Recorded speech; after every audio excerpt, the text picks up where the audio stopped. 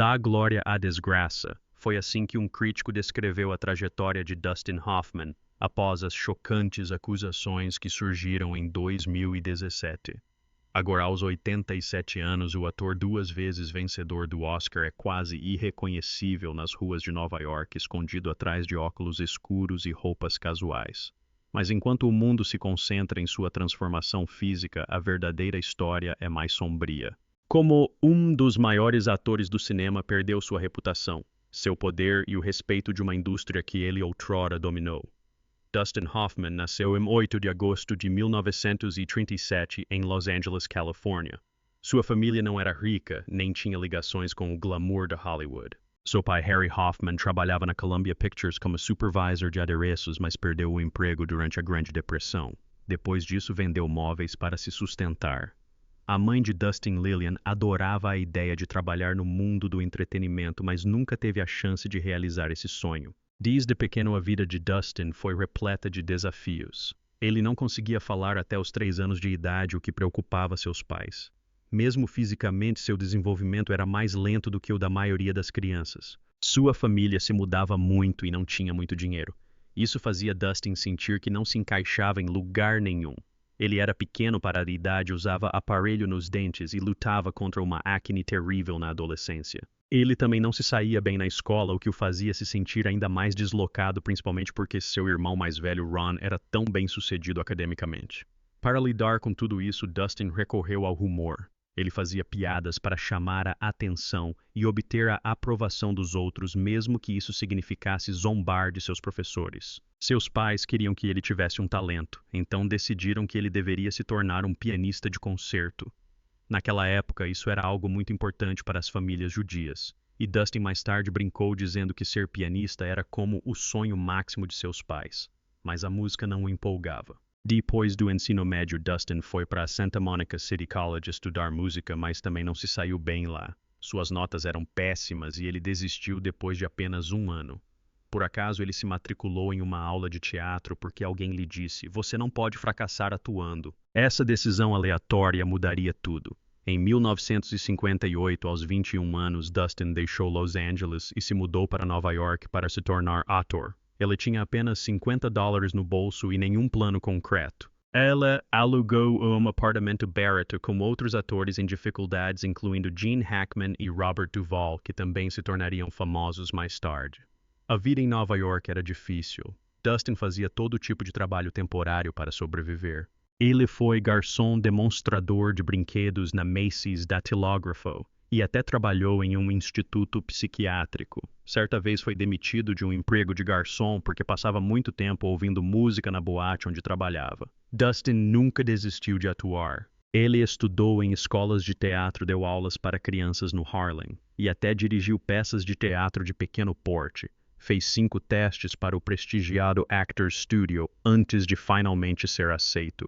Mas mesmo com todo esse esforço, enfrentou rejeições constantes. Seu primeiro papel no teatro em Nova York não foi remunerado. Ele mal tinha dinheiro para sobreviver e precisou recorrer ao seguro-desemprego para se manter. Mesmo assim, recusou-se a desistir. Sua grande oportunidade finalmente surgiu em 1967, quando foi escalado para o filme A Primeira Noite de um Homem. Dustin tinha 29 anos e ainda era um ator em busca de reconhecimento. O papel de Benjamin Braddock era ideal para um ator alto e bonito como Robert Redford. Dustin, com sua baixa estatura e aparência pouco convencional, não parecia a escolha certa. Na verdade, ele achava que era tão inadequado para o papel que tentou sabotar sua audição de propósito. Mas o diretor Mike Nichols viu algo especial em Dustin. Nichols disse a ele que ele era judeu por dentro e acreditava que ele era perfeito para o papel. Filmar A Primeira Noite de um Homem não foi fácil. Dustin, aos 29 anos, teve que interpretar um jovem de 21. E sua colega de elenco, Anne Bancroft, que interpretava a Sra. Robinson, era apenas 6 anos mais velha que ele. Algumas pessoas duvidaram de Dustin a princípio. Uma colega de elenco chegou a dizer que ele parecia minúsculo durante as cenas em que contracenavam. Mas, quando o filme estreou, foi um enorme sucesso. O público adorou a interpretação de Dustin do desajeitado e confuso Benjamin Braddock. O filme arrecadou mais de 100 milhões de dólares e se tornou a maior bilheteria de 1967. Dustin recebeu uma indicação ao Oscar e sua carreira finalmente decolou. Mesmo tendo recebido apenas os 20 mil dólares pelo papel, isso mudou sua vida para sempre. O sucesso de Dustin em Uma Primeira Noite de um Homem mudou a forma como Hollywood enxergava os protagonistas. Antes dele, as estrelas geralmente eram altas, bonitas e se encaixavam na imagem clássica de galã. Dustin não tinha essa aparência, mas o público adorava sua profundidade emocional e seu jeito cativante. A carreira de ator de Dustin Hoffman é repleta de trabalho árduo, talento incrível e grandes riscos. Ele ganhou seu primeiro Oscar em 14 de abril de 1980 por Kramer vs. Kramer. No filme, ele interpretou Ted Kramer, um pai que aprende a cuidar do filho após o divórcio. As filmagens foram intensas e duraram 79 dias. Hoffman queria que o personagem parecesse real, então pediu alterações no roteiro. Ele chegou a quebrar uma taça de vinho durante as filmagens para fazer seu jovem colega de elenco Justin Henry chorar em uma cena emocionante. Sua atuação foi crua e emocionante, mostrando a jornada de Ted, de um trabalhador ocupado a um pai carinhoso. Hoffman ganhou seu segundo Oscar em 29 de março de 1989 por Rain Man. Ele interpretou Raymond Babbitt, um autista com habilidades excepcionais com incrível riqueza de detalhes. Hoffman dedicou centenas de horas a estudar o autismo. Visitou hospitais, conversou com famílias e estudou a história de um homem chamado Kim Peek, que o inspirou a criar o personagem. Hoffman memorizou trechos da lista telefônica e manteve-se no personagem mesmo após o término das filmagens, vestindo as roupas de Raymond por 12 semanas. Sua dedicação ajudou o filme a aumentar a conscientização sobre o autismo, fazendo com que mais pessoas aprendessem sobre a condição graças ao filme. A capacidade de Hoffman de interpretar papéis tão diferentes é incrível.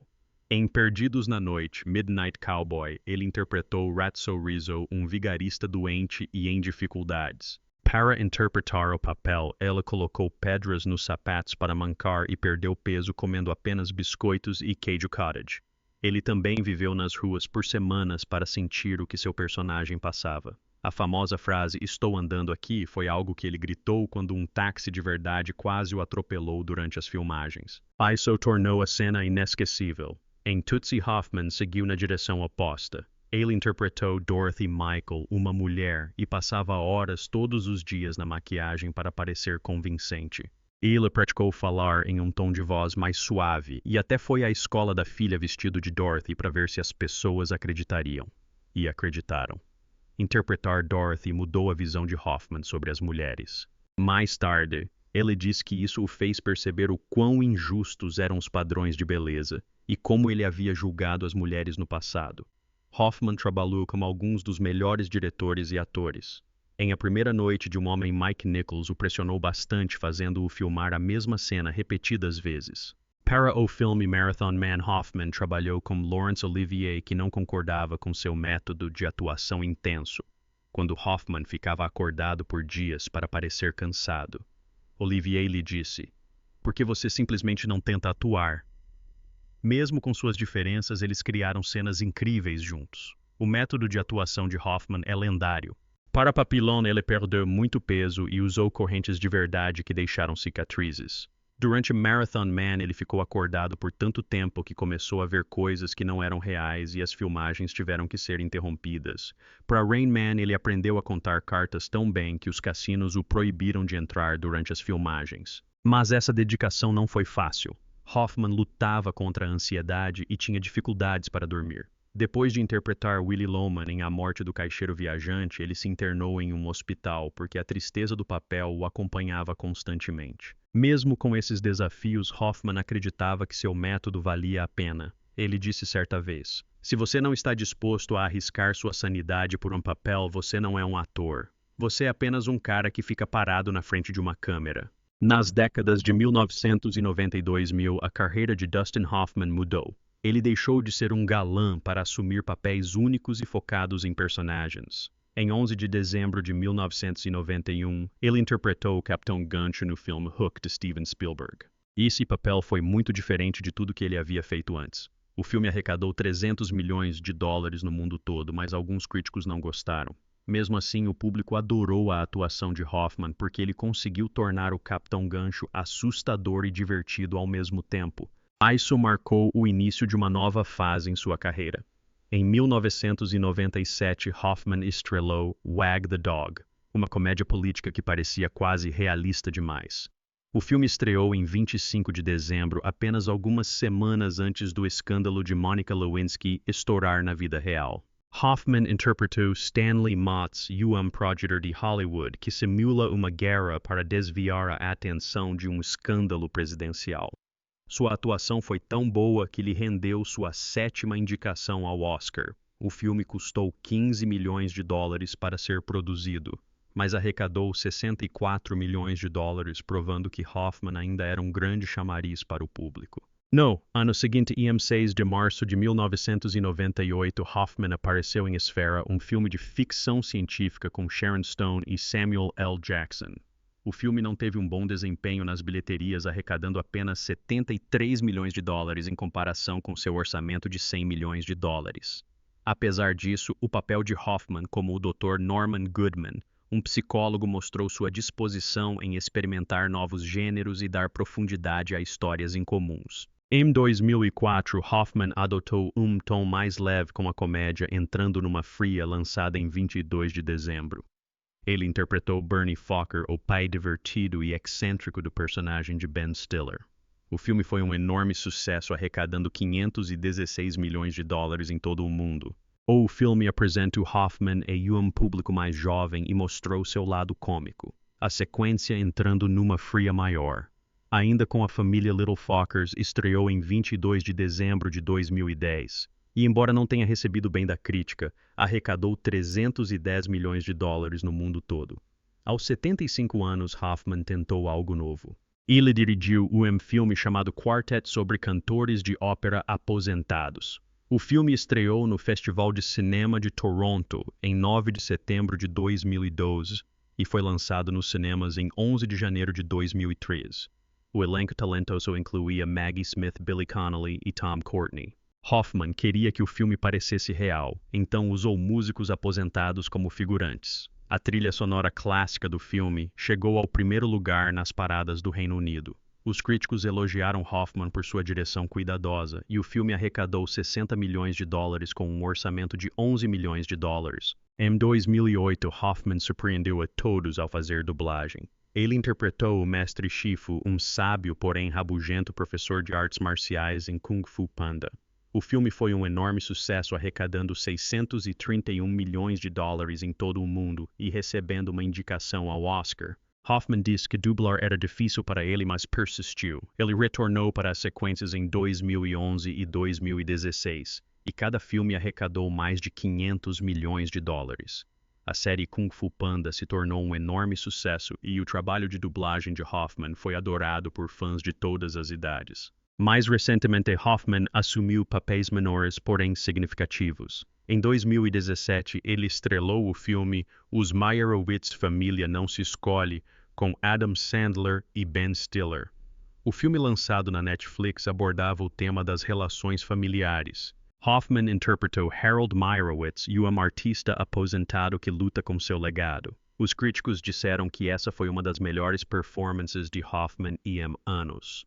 Em 2018, ele apareceu em um drama policial chamado Labirinto, onde interpretou um analista criminal que resolve um caso de sequestro. Em 2023, Hoffman estrelou o filme Sam e Kate, com seu filho Jake Hoffman. O filme retratava um pai lidando com problemas de saúde e seu relacionamento com o filho. Esse papel permitiu que Hoffman explorasse a dinâmica real entre pai e filho nas telas. Nos bastidores, as filmagens de Kramer vs. Kramer em 1979 foram marcadas por tensões chocantes entre Dustin Hoffman e Meryl Streep.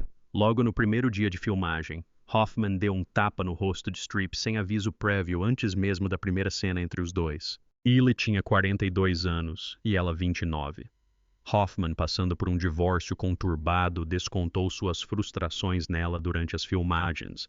Em um momento bastante perturbador, ele sussurrou o nome do noivo de Streep, John Cazale, que havia falecido recentemente pouco antes de uma cena emocionante no tribunal.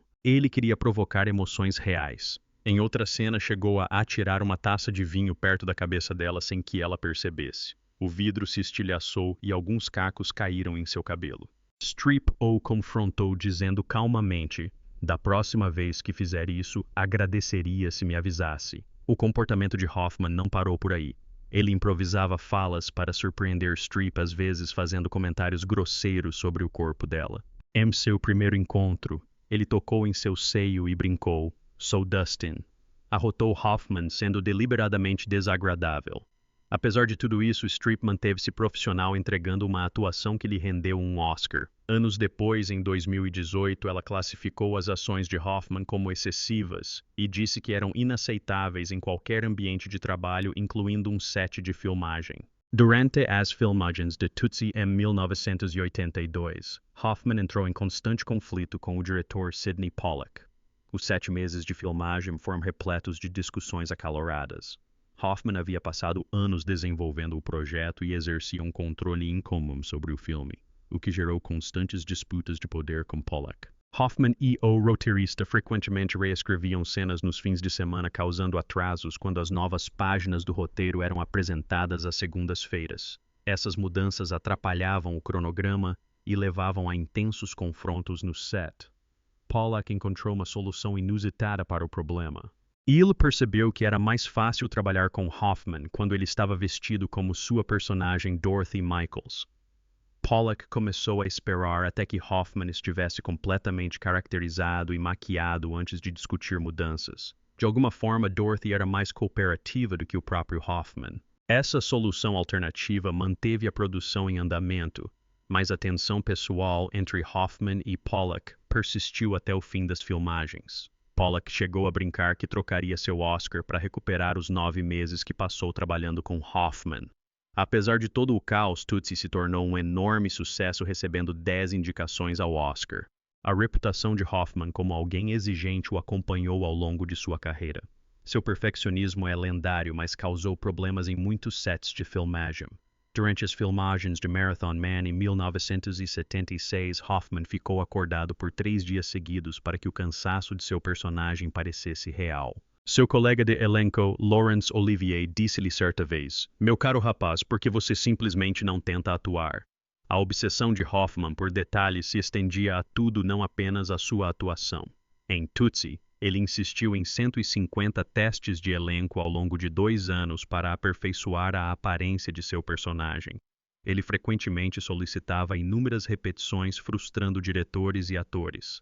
M. Kramer vs. Kramer, ele reescreveu partes do roteiro e exigiu longas e exaustivas jornadas de trabalho para que tudo ficasse exatamente como ele queria. Em A Morte do Caixeiro Viajante, em 1984, seu colega de elenco, John Malkovich, o considerou impossível de se trabalhar. Hoffman precisava constantemente de aprovação e assumia o controle dos ensaios, deixando pouco espaço para os outros. Mas muitas pessoas admitem que sua natureza exigente frequentemente resulta em performances extraordinárias. No final de 2017, sérias acusações de má conduta sexual contra Dustin Hoffman vieram à tona, chocando Hollywood. Tudo começou em 1º de novembro de 2017, quando a escritora Anna Graham Hunter publicou uma coluna no The Hollywood Reporter. Ela afirmou ter sido assediada sexualmente por Hoffman quando era estagiária de produção aos 17 anos no set de filmagem de A Morte do Caixeiro Viajante em 1985.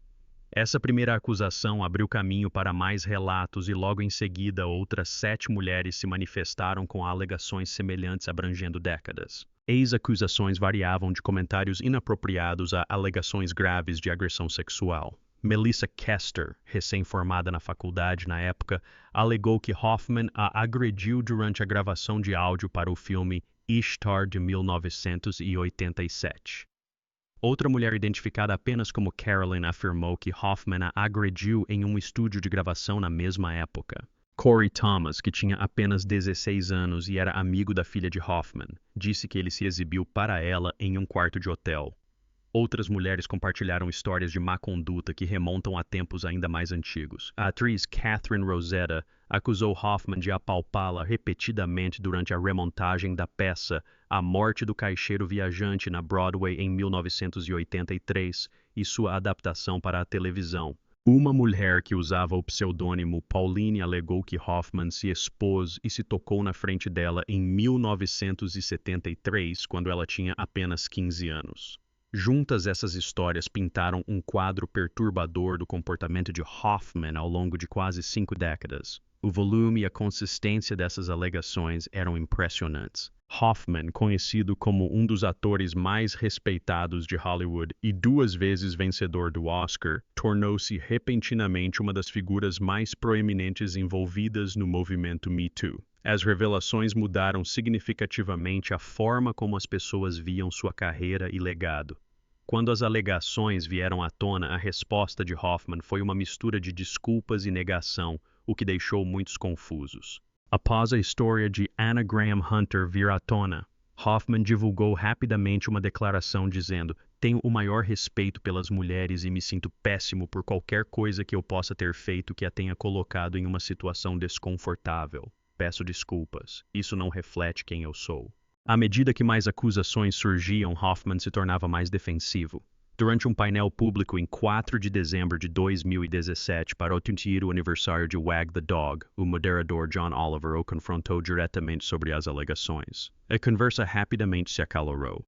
Hoffman argumentou que seu comportamento no set de A Morte do Caixeiro Viajante era apenas parte da cultura da época, dizendo: "Já se passaram 40 anos, eu não conheço o contexto. O contexto que eu preciso são as pessoas, não os textos escritos." Essa tentativa de explicar suas ações como um produto da época irritou muitos que a consideraram uma forma de minimizar a gravidade das acusações.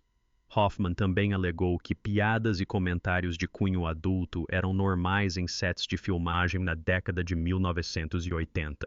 Os críticos condenaram duramente essa defesa, chamando-a de desculpa em vez de reconhecimento de culpa. À medida que mais mulheres se manifestavam, as respostas de Hoffman tornavam-se mais discretas. Seu advogado emitiu declarações negando algumas das acusações graves, classificando-as como falsidades difamatórias. No entanto, o próprio Hoffman evitou os holofotes, cancelando aparições públicas e evitando entrevistas. Para muitos, o legado de Hoffman foi alterado para sempre por essas revelações. A vida pessoal de Dustin Hoffman tem 2 grandes histórias sobre casamento.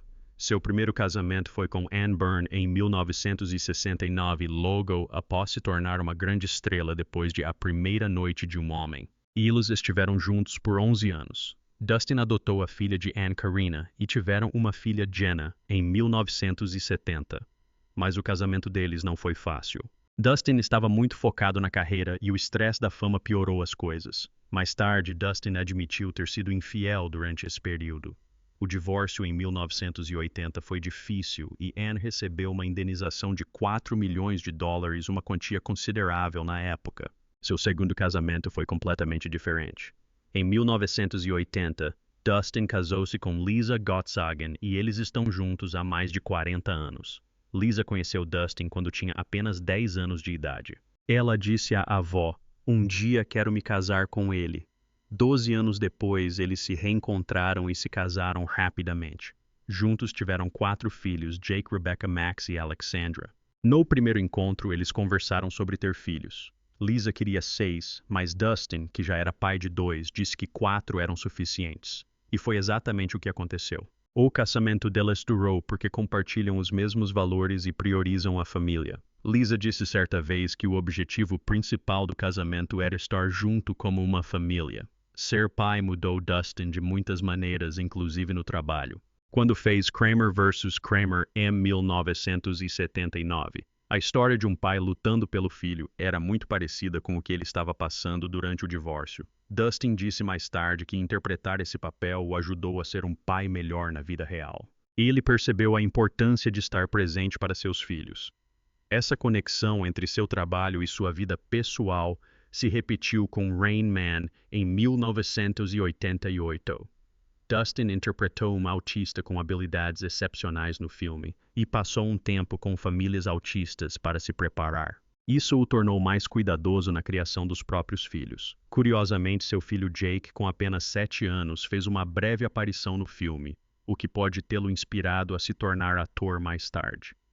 Dustin se importava tanto com a família que recusou grandes papéis para estar com eles. Em 1984, ele recusou o papel principal em Os Caça-Fantasmas, porque isso o afastaria dos filhos por muito tempo.